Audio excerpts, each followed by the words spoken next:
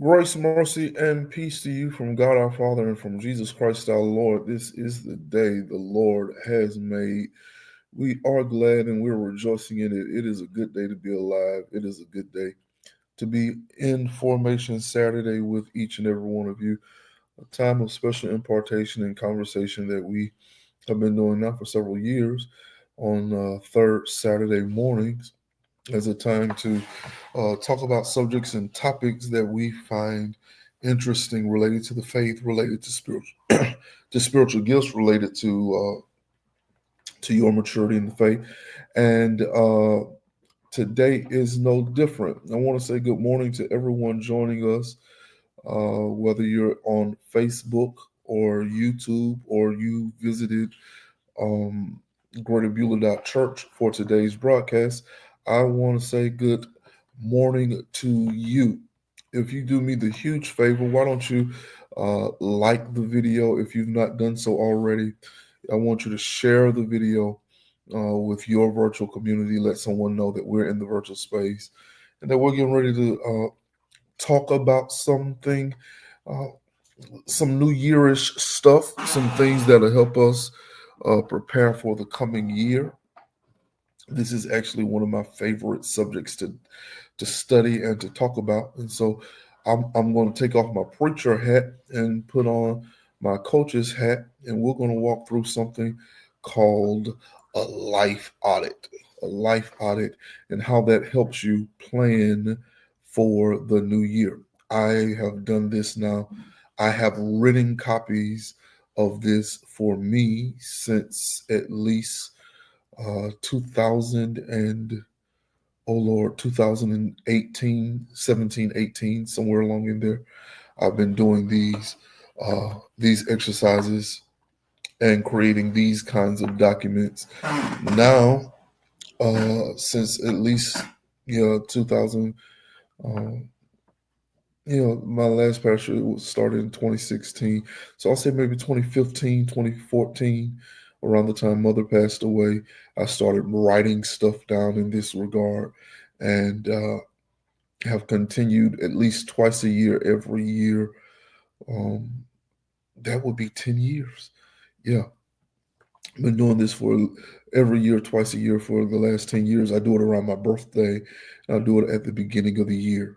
And although I'm planning for 12 months when I do these exercises, um, I often revisit and revamp at the 6 month mark for both documents. And so we'll talk about that today. Again, I want you to share this. I want you to engage me in the comments if you will. I want you to subscribe to this channel, whether it's the Facebook page. I want you to like it so that every time we post content to the Facebook page, you will be notified. I want you to subscribe to the YouTube channel so that every time we post a new video to YouTube, you'll be notified. Or if we're every month, at the beginning of the month, we update the website completely and we put everything that's going to be on the website on the website. And so week by week, as we're in deeper Bible study or as we're having Sunday worship or whatever is happening throughout the month, you'll be able to go to the home page of that website and go to the designated section, and you'll be able to get to the different services and offerings that our church has available via greaterbeulah.church. And so typically, I would have a special guest and I'd raise questions to my guest and we'll engage in conversation around questions, typically 5 questions on the subject at hand. And our subject for this conversation is about auditing your life and planning your new year. Auditing your life and planning your new year. Why don't you put that word audit in the comments? AUDIT. Put the word audit in the comments. The word is audit. We want to audit our lives and plan for the new year. And so I'm gonna raise the 5 questions that I would normally raise if we had a guest, and I'm going to answer them, and we're going to talk through them. This kind of showed up in the initial initial conversations around our Deeper Bible Study series, where we're talking about Advent and anticipation and preparation and getting ready for the next, getting ready for what's coming in our lives. This kind of emerges from that conversation. So here's the first question that I want to raise and that I want to put on the table for discussion. Question number one, what is a life audit? That's part A. Part B is, does the Bible have anything to say about life audits? So let's put a definition out here. By way of definition, a life audit is a systematic examination of your current state across multiple life domains.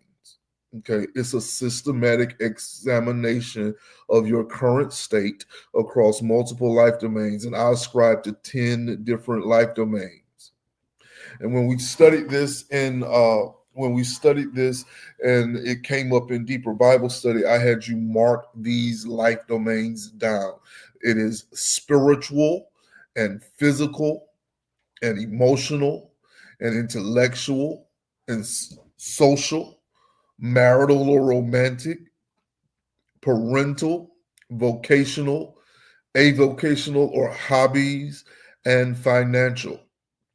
And so, as you're looking across your life, looking at your spiritual life and your physical life and your emotional life and your intellectual life, and you're examining these things, we call to mind the statement from Socrates. Socrates said that an unexamined life is not worth living. And so we don't want to drift. We don't want to drift. We want to design and plan our lives. We don't want to just drift through life, because that's what most people are doing. They're not living a life that they've curated, that they've crafted to be what they want it to be. They're living life, whatever happens, happens, whatever comes, comes. And because of that, they are up and down on the scales of life. But what I'm suggesting that we do, even now on the 21st day of December, with maybe 10 days left in the year, that we pause long enough to consider where we are. Where am I? Where should I be? How am I doing? How do I feel? What do I think? I need to pause to, with some form of system, ask myself some hard questions so that I can start setting myself up for the next phase of my life, the next phase of my year, the next phase of my life experience. And so, with that being said, I want to recall one of the books I read this year is called "Getting Things Done." It's written by David Allen, and in that book, David Allen talks about something called an altitude check. Why don't you put that in the comments? An altitude check. An altitude check. And the idea behind the altitude check and getting things done is that the altitude check is an alignment exercise. In fact, I'm dealing with this right now. It is time for me on my personal car to get in a realignment. My car is out of alignment. And so if I'm not actively holding the wheel, my car is going to veer to the right. If I'm not intentionally and actively maintaining control over the steering wheel of my car will naturally veer to the right. And because my car will naturally veer to the right, the only way to solve that problem is to take it to the body shop. I go to the body shop right up the street here from the church on the corner of 6th and Veterans, and I'll have them do an alignment for me. And they'll realign my car so that even if I'm not holding on to the wheel, my car won't veer to the left or to the right, because my car is in perfect alignment. So we need to check our altitude, because we need to make sure that our life purpose, the reason why we were born, lines up with what we're doing every day. We need to make sure that we can line up what we're doing every day with why we're here. Because here's the reality: there are urgent things that are not important. And we're more easily caught up in the urgent than we are the important, because the important isn't a pressing deadline. The important isn't, if I don't get this done today, then they're going to turn my lights off. That's not that's not the important. That's the urgent. The important is, if I don't spend time with my kids today, when they get older, I'll have a strained relationship with my children because I didn't do the important thing. And so while I was doing the urgent thing, making sure I picked up an extra shift to make sure that we kept the lights on and all of that, I neglected the important thing. I didn't spend time with my children. I didn't attend to my health. And so now I'm taking 10, 15 pills a day, 3 times a day, because I didn't pay attention to the important. I paid attention to the urgent. I was running, so I stopped at McDonald's. I picked me up a Big Mac and a milkshake, and I kept going while I was doing the urgent. What did my daily activity align with my life purpose, with the larger goal, the larger blocks that I was trying to move into accomplish?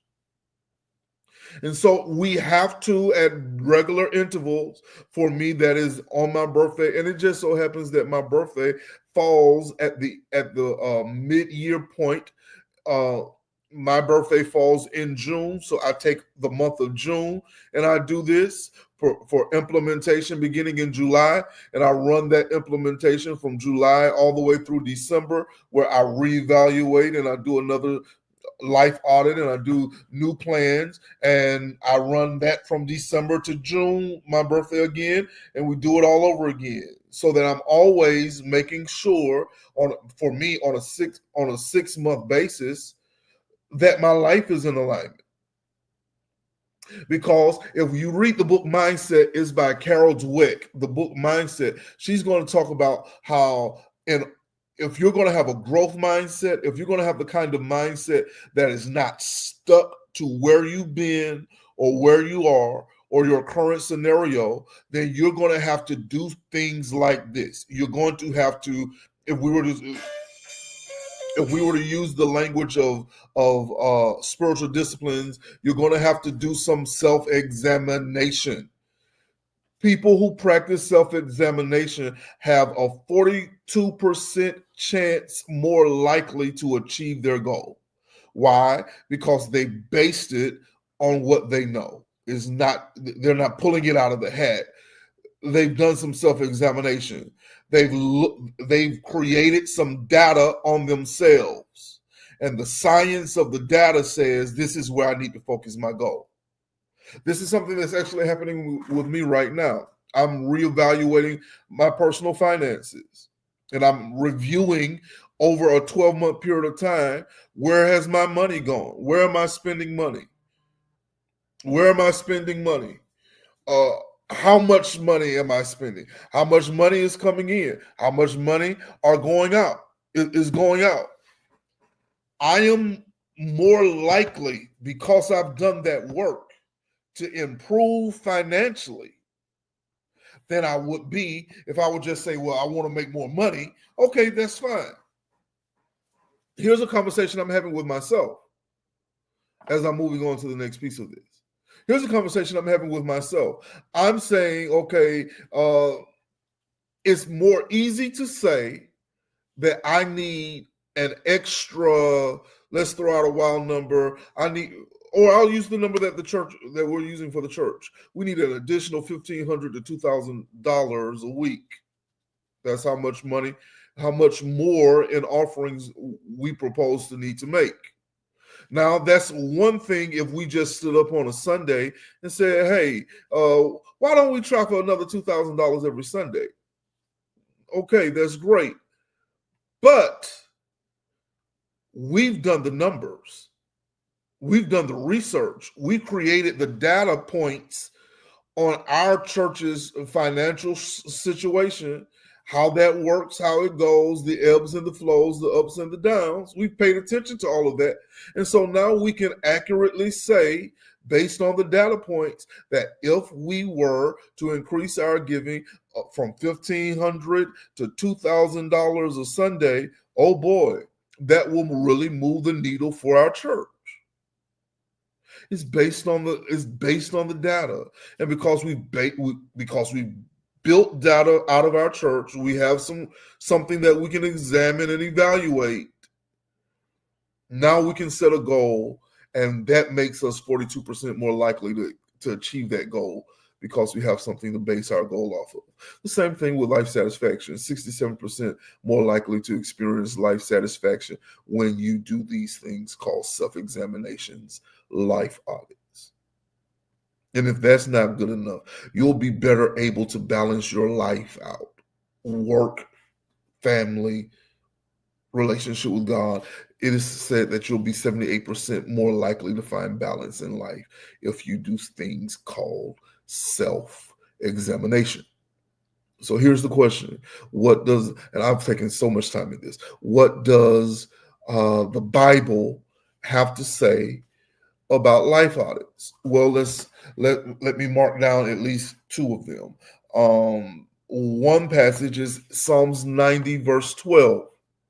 Of course, we've been working from the New King James Version, and this is where Moses is writing. We often hear this psalm read in funerals, and Moses is writing, and he says, "Teach us to number our days, that we may gain a heart of wisdom."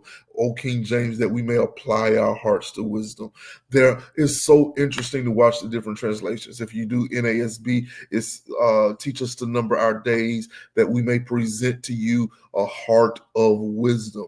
If we did the Amplified, it would be, so teach us to number our days, that we may cultivate and bring to you a heart of wisdom. I like the CSB. Teach us to number our days carefully so that we may develop wisdom in our hearts. Contemporary English Version. Teach us to use wisely all the time we have. Message. Teach us to live well. Teach us to live wisely and well. The Living Bible, the original Living Bible. Teach us to number our days and to recognize how few they are. Help us to spend them as we should. So in summary, what Moses, who wrote Psalms 90, is saying is that if you're going to live life well, you're going to have to start with assigning value to your days. Put that in the comments. Value. You're going to have to assign value to your days, that your days have to mean something. They have to be worth something. And once we determine what your day is worth, once we determine what is the highest good that you can offer to the day, once we determine all that God has created you to be and to do in the world in that day, that's Ephesians chapter number 2, is Ephesians chapter 2. Then you can weigh what you did in the day next to the value of the day, so that you can determine, okay, here's what the verse is saying. Teach us to number our days. One is quantity. How many days have we lived, and how many days do we have left? Okay, so for me, based on Psalms 90, the average lifespan is 70 to 80 years. I'm 36. What does that say? That says that I, even at this young age, have more days behind me than I do ahead of me, quite possibly. That's if I do the 70. If I do the 80, I have more days ahead of me than I do behind me. I still have another 45 years to live. 44. So now that I know that, okay, 36 years is gone, I'm going on to 80. I really want 120, but hey, I really want 120. So let me see here. If I live, and I'm praying for 120. I want to live to see 3 generations. I want to see Deuce have Trey. I want to see Deuce have Trey. I want to see Trey have 4. I want to see 4 have 5. So I want to live to see 2, 3, 4, and 5 of Maurice K. Micles. All right. So 120 minus 36 is 84 years. So if I have 84 years left, I'm going to times 84 years to 365. I have 30,660 days left. And if I have 30,660 days left, what am I going to do with those days? And how do I determine that? By evaluating what I have done with the days that has already been before me. I want to determine the quality of the days I've already had and the quantities of the days that I've already had.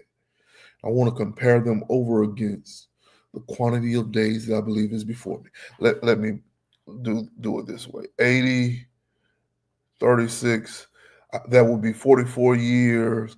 That would be 1,600 days, 1,660 days if I live to be 80. If I'm going to live to be 70, around 70, I'm just just go with me on this. 34 years at 365 days a year, that's still 12,000 days. How have I managed the days behind me?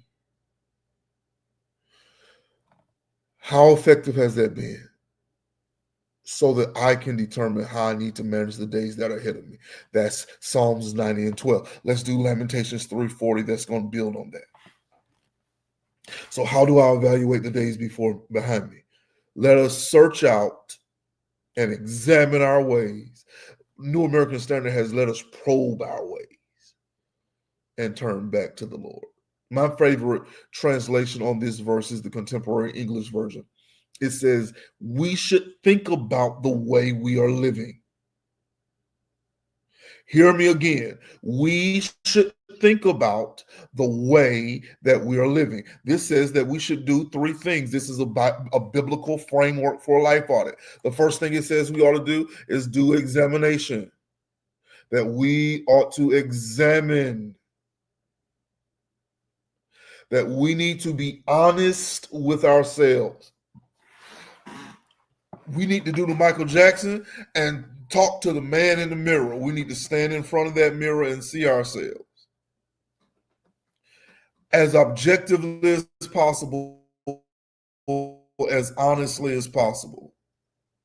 I am not as disciplined with my eating as I should be. I am not as disciplined with my money as should be. I already told you that I've been doing financial analysis of my personal finance. I'll tell you that the two are connected. Part of the reason why I'm not as financially responsible as I should be is because I spend so much money on putting food in my mouth. And I'm not the only one. One of the largest areas of expenditures that I realized in the last 12 months is on what I've eaten. And that's not including groceries, that's just eating out. I need to examine that. The Bible says that I need to search it out. I need to examine our ways. Search it out. Examine your ways. This means that there has to be some type of method of keeping up with what you're doing. We need to be able to pull that bank statement. I've not kept receipts, but I primarily use my debit card to my personal checking account. And so every time I've used that card, I have a record of that. I need to search that out. I need to go and check my medical records. What does my lab report say? When was the last time I went to the doctor? I need to check my bills, make sure that I'm not behind. I need to search out and examine my ways. I can't just do it off of the surface. I got to have a data point. And so I got to start thinking through, okay, if you journal, let me go back through my journals. What was I writing in January? What was I writing in March? What was I writing in June around my birthday? What was I writing in September and October? I need to examine these things. And once I've done some examination leads to evaluation. So now that I see, okay, using a financial example from my own personal life, my financial analysis points out that one of the highest places where I spend money has been eating at restaurants. Why? Why are you always at the restaurant and not eating at home? And then you value and you think through that. You're asking yourself the hard question, and I'm thinking through that, and I have to be honest and say, hey, there were times when the first lady had cooked dinner, and instead of eating and taking the food from home to work with me, I just stopped at Starbucks, stopped at Wendy's, stopped at Chick-fil-A, stopped at some place on the way. Later on in the year, me and Mo's Original Barbecue became very close friends, so much so that I can tell them I'm going to spend $22.19. Or me and my Starbucks order is I'm so consistent with my Starbucks order, I can tell you it's $11.99. For my drink, for my caramel brulee latte, venti hot with 2 extra pumps of caramel sauce and the sugar plum Danish is going to come out to $11.99. Reb, is that you? Yes, it's me. I got to ask myself the hard question. I had coffee in the office. Got the coffee machine in the office.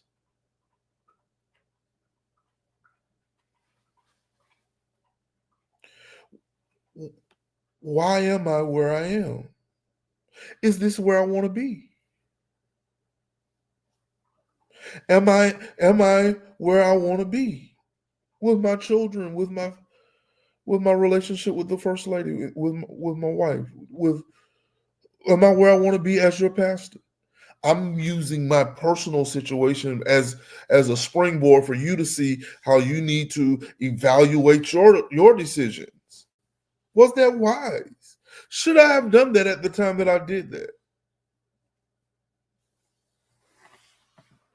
I made one decision. One decision has set me back financially for 2 years, or at least a year and a half. One decision. One decision. And it felt like a necessity. It felt like a necessity. It felt like it was something that I needed to do.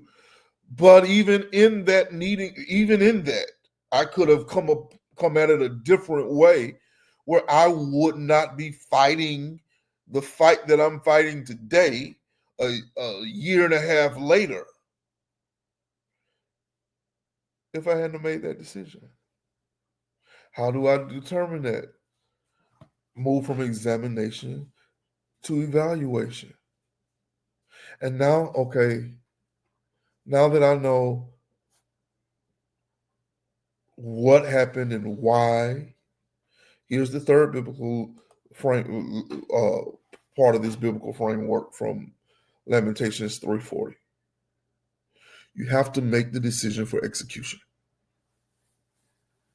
Let us search out. Let us examine our ways. And this is what we're going to do. We're going to turn our tail back to the Lord. We're coming back. We're thinking, contemporary English version, we're thinking about the way we're living. This is what makes you different from the ape. This is what makes you different from any other animal. He cannot think about why he does what he does. He does it through instinct. But God, having given you something completely different, has given you the essence of himself. Because you are a spirit living in a body, possessing a soul, you can consider and ponder, why I did that? And you can decide to do something different. That dog is trained to do what that dog is going to do.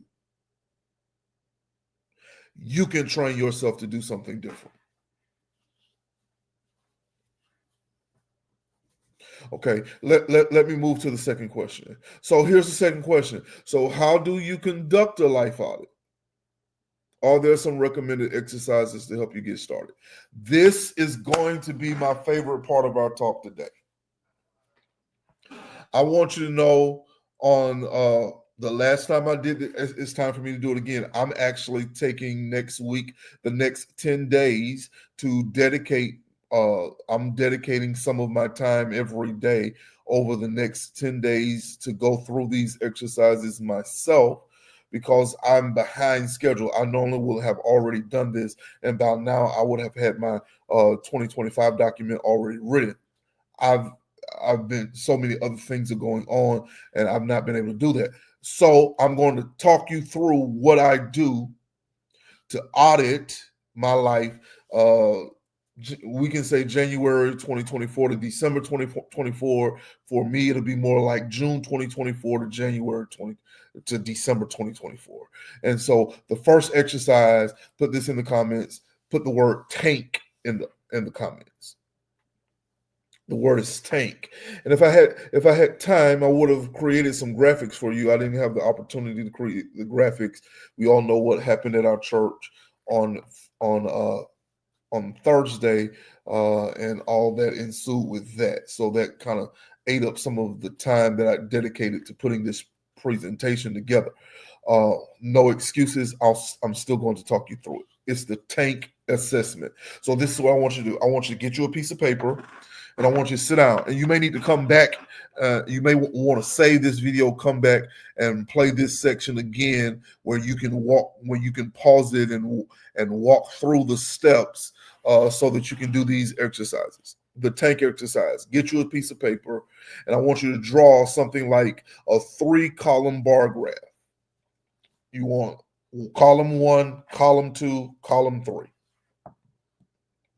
Column 1, column 2, column 3. And I want you at the bottom to mark it a 0. Mark it 0. So if you were to shade in this bar graph, the bottom would equal 0. About halfway up would equal 5. About halfway up will equal 5. And the whole way up, all the way at the top, will equal 10. So we're measuring from 0 to 10. It's a scale of 0 to 10. Mid-range is about 5. Bottom is 0. And once you have built your 3 columns, your 3 tanks, and you laid out your measurements 0, 5, 10, I want you under the first column to write the word love. This represents your love tank. And under the second column, I want you to write joy. This is your joy tank. And then under the third column, I want you to write energy, or your energy tank. Okay, so you have your love tank, your joy tank, your energy tank. And now that we've got everything labeled, everything set up, I want you to take 60 seconds. I want you to take 60 seconds to be quiet, to be still, and to reflect, ask yourself the question, how loved do I feel? I want you to breathe into that question. Just concentrate on your breath and reflect on that question. Matter of fact, let's try it right now. We're coming up at the top of the minute. 2, 1, let us breathe.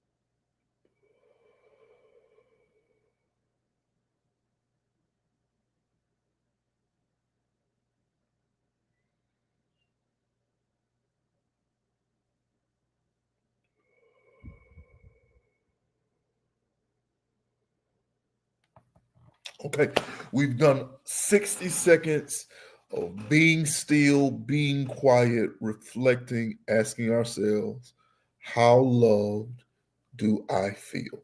Now, based off of that 60 seconds, I don't want you to think about it. I just want you to respond. Mark in your box, in your column labeled the love tank, shade it in. You may shade in 7, you may shade in 8, you may shade in 3 or 4. Wherever you felt, whatever came to you, your awareness, your cognizance, as you reflected just now, mark that down. And I want you to repeat that exercise for love, for joy, and for energy. Now, when we've completed all 3 categories, when we've taken 60 seconds to breathe and to reflect, and we filled in each of these 3 bars, here's what we're going to do. We're going to write down love, and I want you to make 3 lists under the heading love. Each list will consist of 5 items. I want you to write down first 5 things that fills your love tank. 5 things that fill your love tank. If the first lady was doing this, she is going to say physical touch is one of them. She want to hold my hand, want to hug me or something. Some type of physical touch involved. Oh, it's Christmas. Come on, babe, let's cuddle and watch Christmas movies on Lifetime. Y'all not praying for me. Y'all not praying for me. 5 things that fill your love tank. For me, is one of the things for me is acts of service. And both, and if you're unaware, both of those terms comes from Gary Chapman's book, The 5 Love Languages. 5 love languages: physical touch, words of affirmation, acts of service, gifts given, and quality time. And you most feel loved when you're experiencing, for me, acts of service. For the first lady, physical touch. For others, quality time, or gifts given, or words of affirmation. And you may not feel most love when you get just one. There may be one and another. And I've in my evolution with that particular assessment, I've come to ranking them rather than isolating them. So rather than just saying my love language is acts of service, my highest love language is acts of service, because you can say something nice to me. You can give me some words of affirmation. There are moments when I do want physical touch, and there are moments when I do want you to bring me a gift. It's a level of priority. Top priority for me is acts of service. Now, what for this exercise, we're marking down 5 things that fills your love tank. You may say, when you take out the trash, I feel loved. Or you may say, when you compliment how I look, I feel loved. And so forth and so on. Now, here's the second list of 5. I want you to mark down 5 things that drains your love tank, or your joy tank, or your energy tank. When these 5 things happen, it just drains me immensely. For me, under the heading of energy tank, I have to say, for the job that I have, it's the weirdest thing. But for me, I cannot spend too much time around people. Too much time around people will drain my energy tank. And that's not just being in their physical presence, that's even having telephone conversations. There are certain people that after I've spent a period of time talking with them on the phone, I am completely drained. It's just a part of who I am. So I got a list of things that fill my tank: love, joy, energy. I have a list of 5 things that drain my tank: love, joy, energy. And here's the next thing. I need a list of 5 things that 5 things that you can do that will quickly restore your tank. 5 things you can do that can quickly refill your tank. For me, if I just said, for energy, too much time around people, too many conversations can drain my tank. Great. I know that. I also know the best thing for me is to take a nap. And so for some of you, if you've been in the pastor study, you've seen that I keep a air mattress in the pastor study, because sometimes when I'm drained, the only way for me to recover is to take a nap. And so in order for me to be my best self for this church and for the people of this church, I need to go to sleep. And it may be 30 minutes to an hour, but by the time I take that 30 minutes to an hour nap, I am refreshed, I'm rejuvenated, I'm ready to talk, I'm ready to study, I'm ready to go preach, I'm ready to do whatever else I got to do, because I know that refills my tank. I know sometimes I don't need to go to sleep. Sometimes I need to get in the car and drive and listen to music. And when I say music, I ain't talking about church music. I'm talking about Robert Glasper. I'm talking about Snarky Puppy. I'm talking about the internet. I'm talking about music. I even listen to Rosa Pesos. Rosa Pesos doesn't even sing in English. She sings music, her native music from Latin America, and it's restorative for me. I know for me, if I need to restore some energy, I need my oil diffuser. That certain scents, for me, I like to use lemongrass, I like to use clay sage and lavender, and I like to use frankincense together. And I'll put it in the oil diffuser and let the oil diffuser go, and it'll change the scent in the atmosphere, and it'll change my attitude and how I feel. Some of you have experienced it. When I am tired and hungry, I can be very snappy. So I need to know how to refill my tank. On Thursday, and I'm moving on because I've extended this way too long. I probably won't get to all 5 questions, but on Thursday, as we were dealing with the crisis at the church, people were calling and people were stopping and people were asking, and I had to keep telling that story of what happened over and over again, and it wore me down. It wore my battery low. So what did I do? I told Deacon Wiggins, I said, hey, I'll be back. I'll be back. I hadn't eaten. I needed to go to sleep. And I came home. I had made me a pasta bake, and I ate me a plate of that pasta bake, and I laid on the sofa and I slept a little while. I knew that was about 1:30. I knew the people were coming to the church about 3. So I went and I ate, I laid down, and I got back up in time enough to get there about 3:15, 3:30, get back to the church about 3:15, 3:30, so that I could be in a mind space, a mental space where I can interact with the people. You got to do the assessment so that you can know that. For you, I did that back in June for my birthday. Here's the second exercise. It's called the Will of Life Assessment.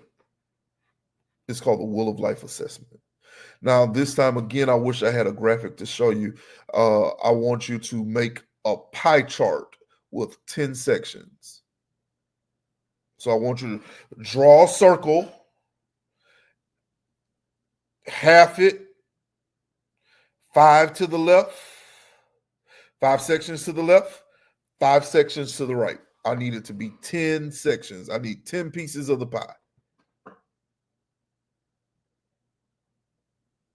10 pieces of the pie. Now, we're going to label each of these 10 sections the life domains. So there'll be a section labeled spiritual. There'll be a section labeled physical. There'll be a section labeled emotional. There'll be a section labeled intellectual and social and marital or relational and parental and vocational and avocational and financial. And these are the 10 life domains of your life.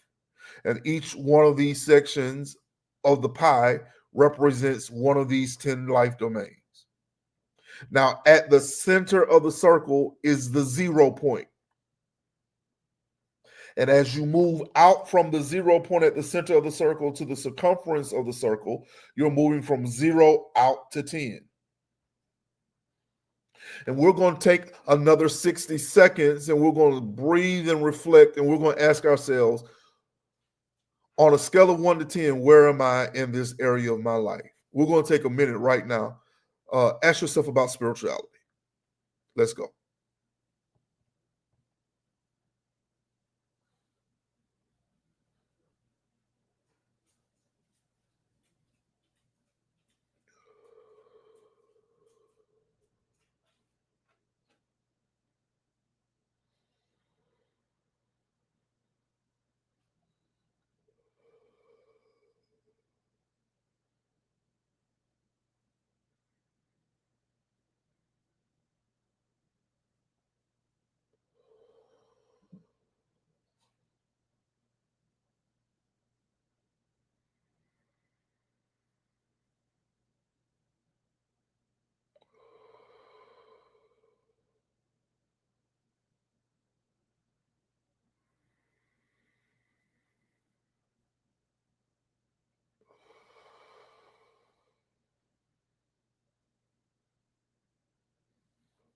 All right, we did our 60 seconds of reflection, asking ourselves the question, where am I? Y'all excuse Max is walking around the house.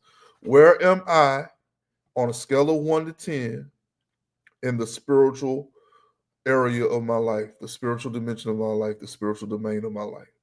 Spiritually, on a scale of 1 to 10, where am I?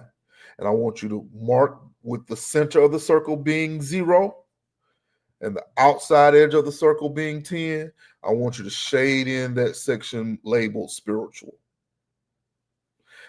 Maybe 5, maybe 6, maybe 10.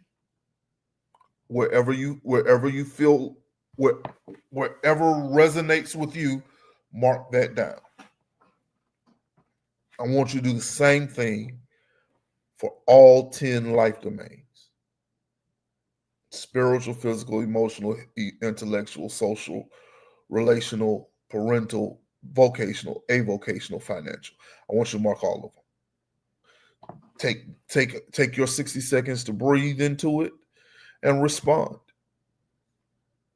Now, once you've drawn out your circle and you filled in your 10 spaces, I want you to write 2 sentences under each life domain heading. Okay, so here's the sentences. We just together went through marking up the spiritual section on the pie chart. Underneath the pie chart, I want you to write spiritual. And I want you to write a sentence on why you feel you are where you are. I'll say I am at a 7, 8. No, 6, 7. I'll give myself a 6, 7 spiritually. And my sentence as to why I feel that way. I feel that I am a 6, 7 spiritually because I am sporadic in several of my spiritual disciplines. I'm sporadic in journaling and I'm sporadic in fasting. I'm not as consistent. I feel like I'm a 6, 7 because I am not as consistent as I want to be as it relates to journaling. I journal in seasons, in spurts. So this last spurt, I was able to journal from the month of August. Excuse me, from I journaled through October and halfway through November, and I stopped, and I haven't picked it back up again. Or with fasting, my intention is to fast at least 24 hours once a week. I'm good if I get once a month. Now, you're hearing me say that, and you're like, well, Pastor, at least you fasting. I'm not fasting at all. For me, that's a demerit. That takes away from my score. That my desire and goal is to fast for 24 hours once a week. So for me, I want to fast. When I do fast from sundown to sundown. So I would start on Wednesday evening at 6, and I go from Wednesday evening at 6 to Thursday at 6, fasted. Have my dinner on Thursday night, and then Friday would be my Sabbath, my day off, my day of recreation and relaxation. Day I go bowling or go to the gun range or get a massage or whatever I'm gonna do. Me and the first lady go and watch a movie. Take the kids to the mall so they can play in the play area. It's a wonder to see Deuce climb up and down those big blocks. So that's my why. Here's the second sentence. Where do I want to be? I want to be consistent in my spiritual disciplines. I want to do my Bible app every day. I do Through the Bible on the YouVersion Bible app, and I listen to it every day.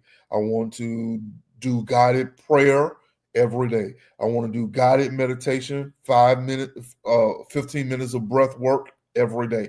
I want to journal every day. And I want to fast for 24 hours once a week. And I want to Sabbath for 24 hours once a week. I want to do those 6 things consistently every day, every day, every week. That's just something spiritual that I want to do. That's the kind of life that's the kind of person I want to be. Kind of person who spends time every morning in the scriptures, who spends time every day in prayer, who spends time every day doing breath work. Why? Because it lowers my blood pressure. It calms my stress. It allows me to sit. It gives me 15 minutes. You'd be surprised that a lot of the sermons that you've heard me preach over 2024 were developed in those 15 minutes of just sitting there being quiet and breathing.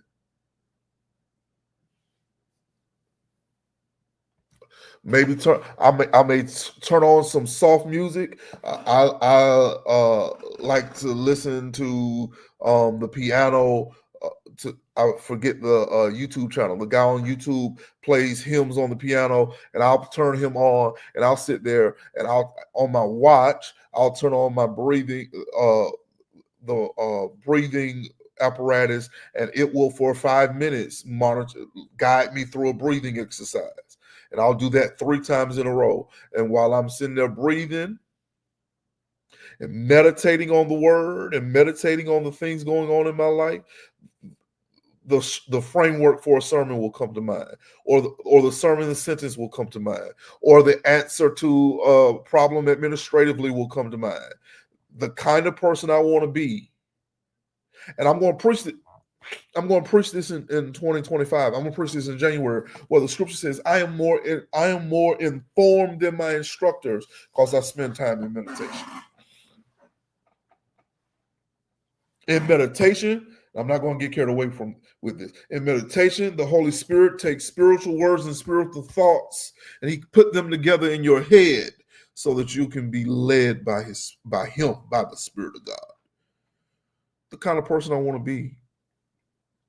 A 10 for me would be to be consistent in receiving the scriptures, prayer, meditation, journaling, fasting, guided prayer. I want to do that. So I want you to do that for every single one of those life domains. Take your minute to breathe through it. Shade in the section on the pie diagram to where you believe you are in that particular area, and then write down the 2 sentences. I am where I am. I feel I am where I am because, and this is where I want to be. And here's the last segment, the last exercise I want to give to you. The last exercise I want to give to you is the 10 statements exercise. Now, this takes on 2 sections. Here's the first section. Still got a sheet of paper. We got a sheet of paper with our tank exercise. We got a sheet of paper with our life domain exercise. Now we need a sheet of paper for our 10 statements exercise. I want you to mark 1, 2, 3, 4, 5, 6, 7, 8, 9, 10. I want you to take the 60-second breathing exercise that we've taken thus far. And I want you to think about who you are in the present moment. 10 things that are true about you right now in the present moment. I want you to be objective. I don't want you to try to explain. I don't want you to try to interpret. No judgment, no nothing. I just want you to come up with, in your mind, 10 things that are true about you at the present moment. Matter of fact, let's take 60 seconds to think about that. We're going to begin that in 5, 4, 3, 2, 1. Let's begin.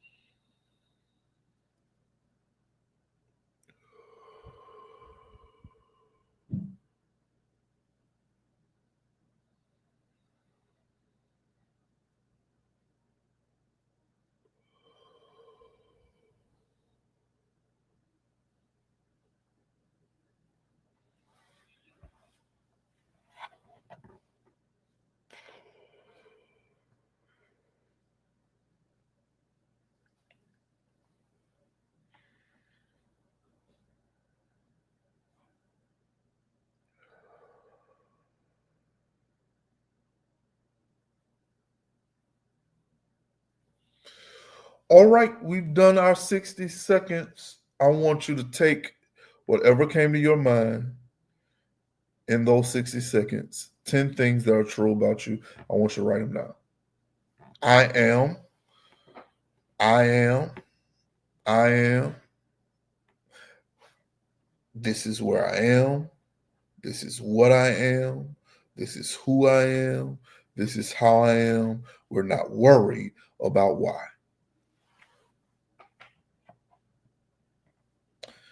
I am Sherry's husband. I am Deuce and Kendall's dad. I am Jaden and Segwit's godfather. I am the pastor of the Greater Beulah Church. I am a professor and director of the doctoral program for East Texas Theological Seminary. I am a sought after itinerant minister. I am an unpublished author, on and on. 10 things that are true about you. And I often suggest that you don't start your 10 until you get past those trivial things. Like what I was just saying was just to get me started. Those were primer statements. I'm a sought after itinerant minister. I am an unpublished author.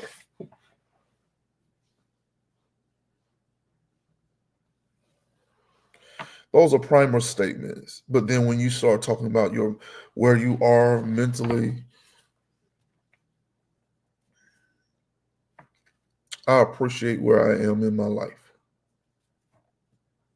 I enjoy my work. And you start getting into that, now we're cooking with first grease. Now we're cooking with first grease. But you got to get there. So you may need to do some primer statements. But once you do your primer statements, get into the nitty-gritty and start being honest about who you are, what you are, where you are, and how you are. Not worried about why you are. No explanation, no interpretation, no judgment. This is as objective about yourself as you can be.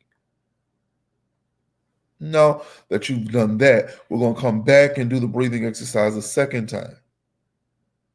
But this time, I want you to project yourself to December the 21st, 2025, when you do this exercise again. And I want you to think about what will be true of you then. What will be true of you when you examine and evaluate your life in 2025, December 21st, 2025. Then I want you to do the minute of breathing exercise, and I want you to think about it and visualize yourself there, envision yourself there, dream about it for a minute, and then come back and write down those 10 things. But here's the catch about the 10 things about 2025.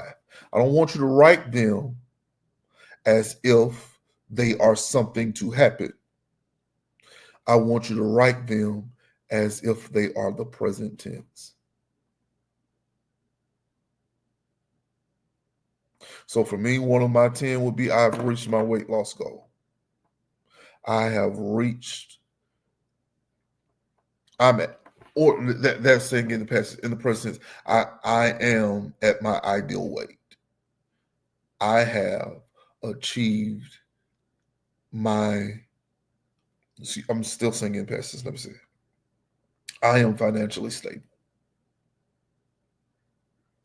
I have a suitable rainy day fund and a profitable investment portfolio. And things on that order. All right, I've spent so much time. It has been already an hour, and we have just gotten through the second question. I will most likely come back and do questions 4 and 5 at another time. At least allow me a few moments to get through question number 3, and we'll bring our time to a close.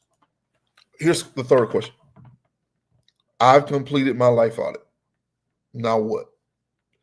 How does the information from my life audit help me plan for the future? How does the information contained in my life audit help me prepare for the future? Okay, this is where I want to talk about your decision making matrix. Why don't you? I've not asked you put anything in the comments in a minute. Why don't you put that in the comments? A decision making matrix. And I'll just so you can see it on the screen, I'm going to put the first step of it up. A decision making matrix. And the decision making matrix works on the acronym SKIP. It works on the acronym SKIP. So now that you have Now that you have your tank assessment, you have your will of life assessment, and you have your 10 truths about you statements, present tense, and from 2024 and from 2025. Now we need to go through the decision making matrix. What does that entail? Number one, I need to ask what needs to stop. What about my present circumstance and situation do I need to stop? I'll tell you what I need to stop. I need to stop spending so much money on eating out.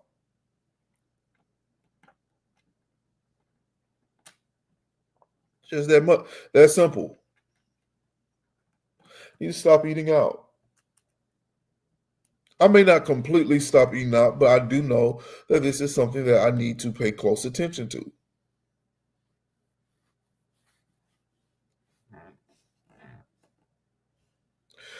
Uh, a better one for this is I need to just there are some subscriptions that I'm not using. The financial analysis revealed to me that I had several subscriptions that I didn't even remember that I had.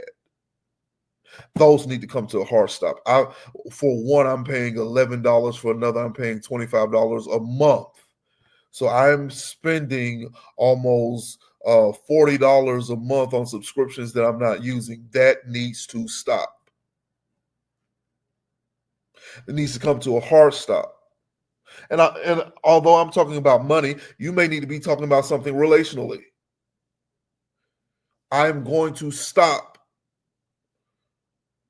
enabling this negative behavior. I'm not going to do that no more. I'm just not doing that no more. I know you feed off of arguments. We're not arguing. You can. I don't care. No, I'm not arguing. We can have a conversation. I'm not going to argue with you. Some things need to stop. You got to identify them. Here's the second piece.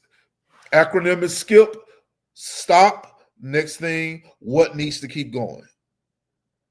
Okay, I've been talking about my financial situation and what's going on with me in that area. So I have, although it's rather complex because there are so many different accounts, but I have a system where I am saving money in several different accounts in several different institutions on a week by week basis. I'm contributing to Kendall and Deuce's savings account every single week. I am contributing to our CD every other week. I'm contributing to investment accounts every week, and I have high interest yielding savings accounts that I'm putting money into. I have a system in place that's feeding this machine. I don't need to stop that. No, I don't need to stop that. And I have a way, and it's working in such a way that I don't have to think about it. And if that's the case, that needs to keep going. I hired a trainer. I hired a trainer who's working with me as it relates to lifting weights. That doesn't need to stop. I need to keep working. I need to keep working these weights. I took the Crunch Fitness. When you go to Crunch Fitness, they have I want to say it's like $40 or something, where you can do a 360 assessment, where they have a machine in one of the classrooms at Crunch Fitness that will evaluate your whole body and will tell you your body composition and your fat index and all of that, and your lean muscle mass and all of it. It will give you all of those details so that if you're working out or exercising like I am, trying to improve your health, you know where you need to focus and you have all of the metrics that you can measure. Okay, I need to keep doing that. That's something I got to keep doing. Now I'll go back to the spending money on eating out. I may not stop it completely, but this is something I do need to improve. I may spend some money on eating out, but not as much money on eating out. That's an improvement. So I'll move that from the stop category to the improve category. So we're talking about skip, stop, keep, improve. What about your situation can you improve? How can I improve that journaling situation for me? Change up the journaling style. There are so many different methods of journaling. I've been working with the bullet journal style. There's another style of journaling now where you take one sheet of paper and you mark down the date for every day of the month, and on that one sheet of paper you're only responsible for writing down one thing you're grateful for that day, or one thing that happened that day, or one thing you learned that day. It's only one line. You're only responsible for one line on that sheet of paper each day for every day of the month. And as you get and the thought process is, as you get in the habit of writing one thing down, you'll have more to say. So you'll flip from that page and you'll write something else. And it may not be a full page, it may not be a full system, a full journaling system, but it will be writing something. And before you know it, you have baked in, because of the simplicity of the method, you baked in a journaling habit. You created a habit. And so now you're improving something simply because you're doing it. You're getting your reps in. The more reps, the more effective you're going to be. So decision-making matrix. I got my energy tank assessment. I got energy, joy, love assessment. I got my will of life assessment. I got my 10 statements. I got all of this information. What am I going to do with it? Okay, based off of what I learned from this, what do I need to stop doing? What do I need to keep doing? What do I need to improve? Now, here's something that I found was very interesting. This is the last piece of this decision-making matrix. What needs to be put on pause? Now, let's go back to my system that I was telling you about of transferring money to all these accounts. The conversation, I like my system. I put my system together. I planned it out to go the way that it's going. But the analysis says it may be wiser for you to pause doing all of the different accounts. Maybe there are a couple of accounts that you keep, but there are a couple of accounts that you pause while you focus on this more pressing thing over here. You're not stopping it. You're going to come back to it at another time. But it may be wise for you to pause your attention to this so you can divert your attention to something more important. And I know I'm speaking of money, but I'm really hoping that you're hearing what I'm saying in the larger frame of things. That there are some things that you may have to put on pause so that you can focus on something else. Yeah, I won't meddle in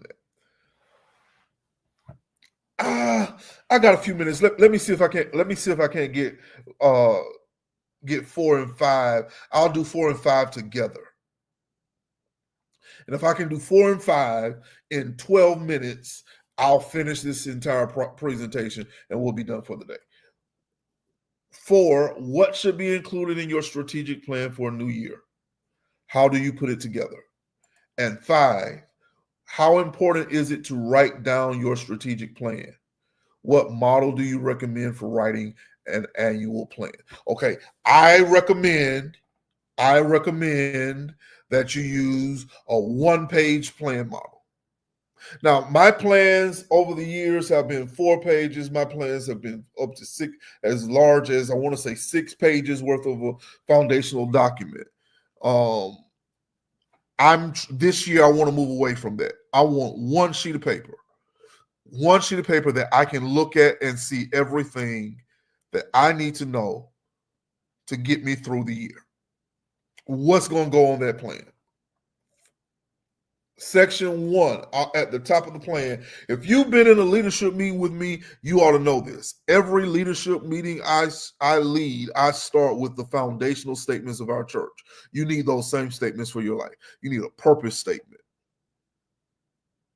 I was created by God to be Sherry's husband, to be Kendall and Deuce's dad, to be Greater Beulah's pastor, to be a mentoring friend to preachers and pastors, and to author Christian inspirational and educational materials. To be the author of inspirational and educational materials. That is why I was born. I was born into this world to do those things. I would not be who I am if I was not those things. I am those things. Those things are me. And when you start pulling away those things, you start pulling away, tugging at my essential nature, who I really am. My mission. I am a, a communicator. I am a communicator who teaches everyday people to apply the principles of Scripture to accomplish their life goals. That's my mission. My core values, I value integrity. I value integrity. I value spirituality. I value loyalty. I value responsibility. And there's another. I have five values. I have five value statements. Let me see if I can't pull that up. I have five value statements.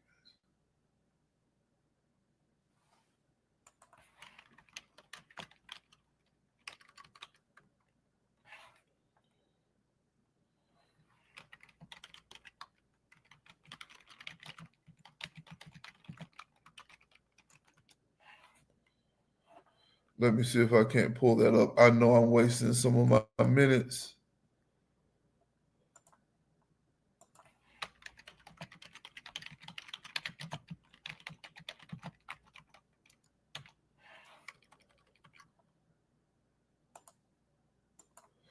Okay. One more round. One more round.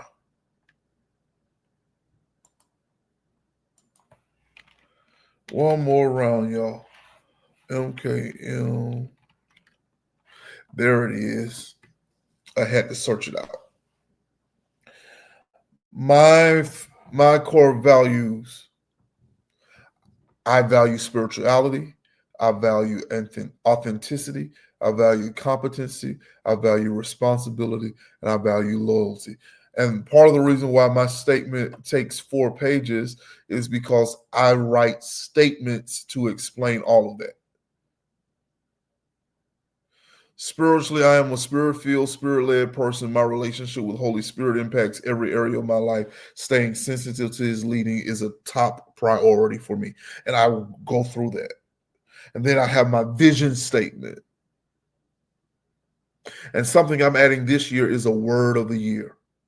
What word is going to characterize the year for me? Pastorally, for our church, the word is training. 2025 is a year of training for me. Everything that I do, I want to be training the saints of God. I want to train you. I want to train you in spiritual disciplines. I want to train you in spiritual fruit. I want to train you in spiritual gifts. I want to train you in staying in step with the Spirit. This year, I'm training leaders. I'm training preachers. I'm training deacons. This year is all about training. So the first section is your foundational statements. Here's the next section. The next section is going to be your goal section. And I want you to plan for, this is big, 4 goals.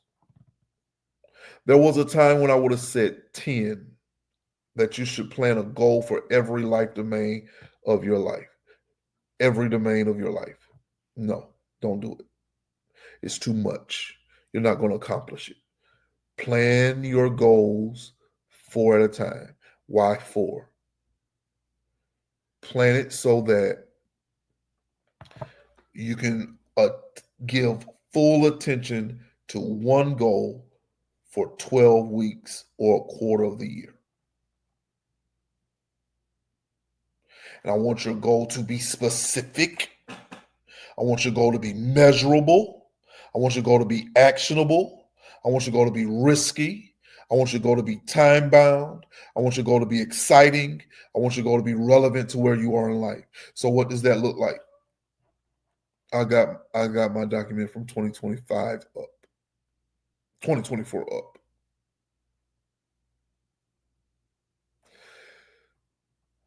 Here's what one of my goals for 2025 was. 2024. My mind is already in 2025. This was my for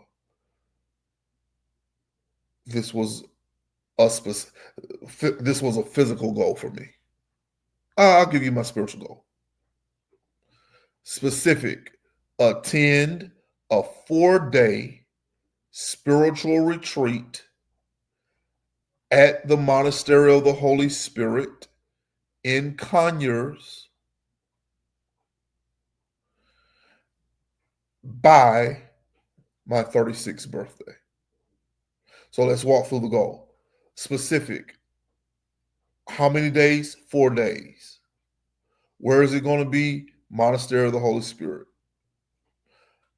Okay. Is it measurable? Yes. The goal is not a 1-day retreat. The goal is not a 2-day retreat. The goal is a 4-day retreat. I want to get there on Wednesday. I got this marked down in the goal. I want to get there on Wednesday. I don't want to leave until Saturday. For me, I'll book to stay overnight Saturday and get up old dark 30 on Sunday morning and drive in so that when I get to church on Sunday morning, I have just left the monastery in Conyers. It's measurable. It's actionable. I can attend. It's a little risky for me. It's a little risky because I have to take that kind of time. How's that going to affect my household? Excuse me. How's that going to affect my household? Wife with Kendall and Deuce and Max. How's that going to affect the church? I have to take days away from the church. How's that going to affect my itinerant ministry? These are days where someone may call and ask me to come and preach and I cannot go. By my birthday, a lot of my friends we choose to vacation together. 1 year it was me and my friend in Atlanta. 1 year, me and my buddy from California, we met up in Seattle. 1 year, we did couple trips with myself and wife and our friends from Houston and our friends from Waco. We all met up in a city and we vacationed together. So this is going to cost something for me to go to the retreat. I may not be able to go on vacation. I may have to give up some vacation. I may have to give up an itinerant engagement. It's a little risky. It's time bound. How long is it going to last? 4 days. When do I need to get it done by? My birthday. That's June the 17th. It's exciting for me because I get to spend time with the monks. With the monks. That's exciting for me. To spend time in the dorm. The dorm sits up over the monastery graveyard. So you look out of the window and you see a field with all of the white crosses. They don't have tombstones, they have white crosses.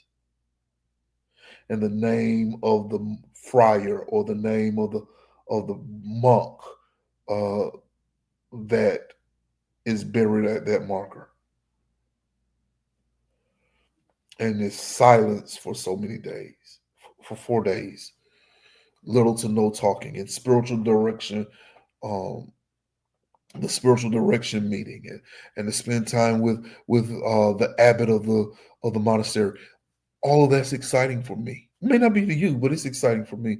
It's relevant to my life because that's where, especially when I'm off spiritually, when I'm not where I need to be with God, where I've been so busy pouring out that I've not really replenished my relationship with God, that becomes very relevant to my life situation.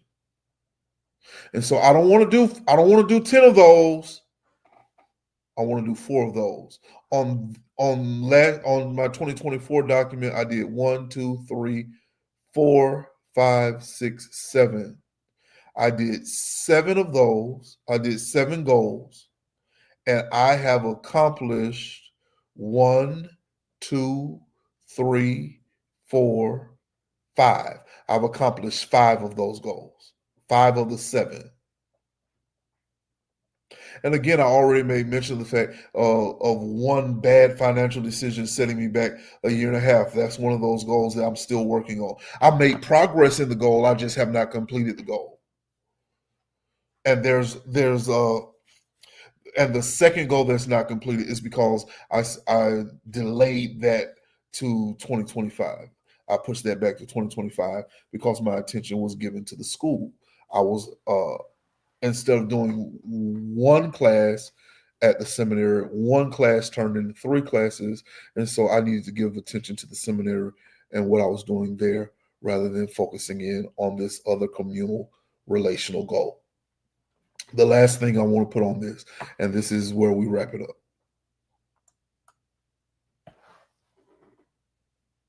You need to have an implementation strategy. What kind of support are you going to need?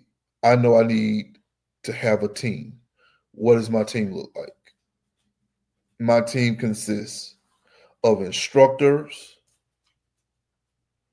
and encouragers. Instructors and encouragers. I need to know who on my team is an instructor. That includes my instructors include mentors and coaches. Mentors and coaches. Encouragers includes my pastor and my friends. And these people support me as I reach for my goals.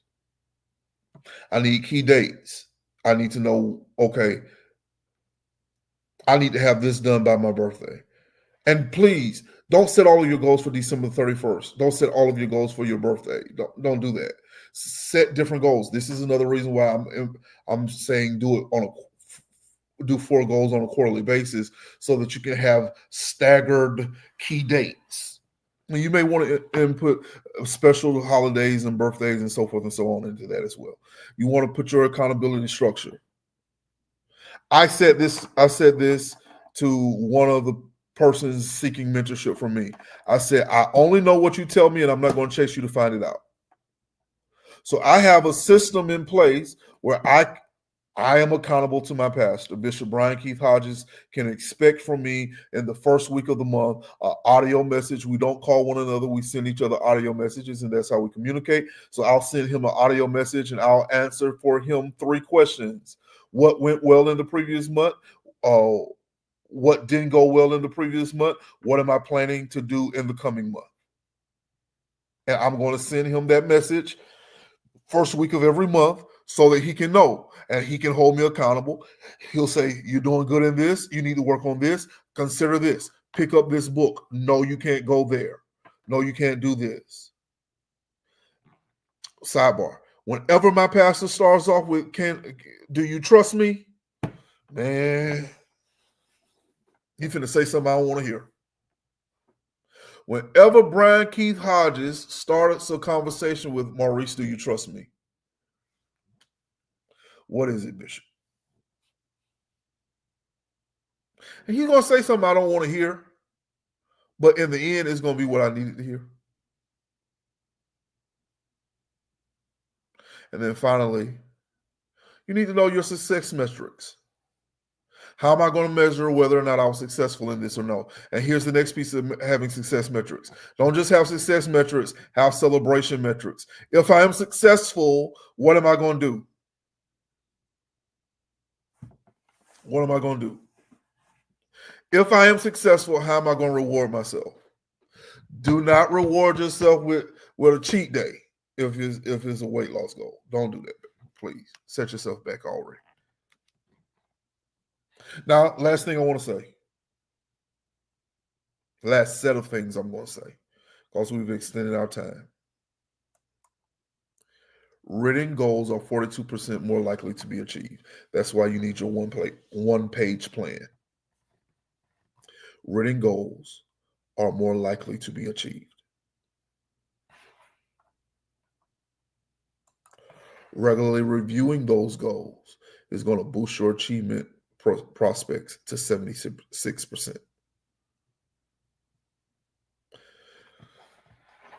Just writing it down makes it 42% more likely that you're going to be successful. Reviewing it regularly. That's why I only want 1 page, so that it'll be easy to review. Reviewing those 4 pages is work.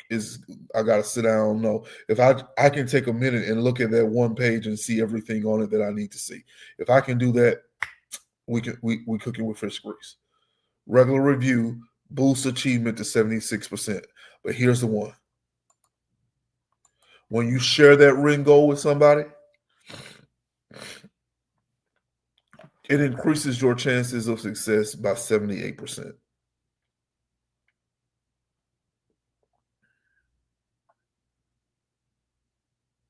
Yep.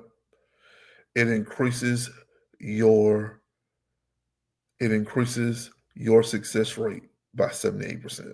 So I want to close with this. The best plan is the one you use. And that's why I'm advising you to keep your plan simple, keep your plan visible, keep your plan flexible.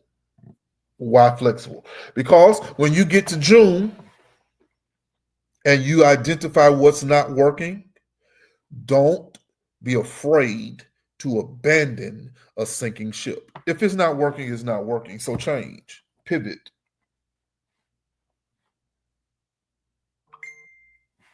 Change and pivot. I saw that, okay, this may not be working the way I want it to work.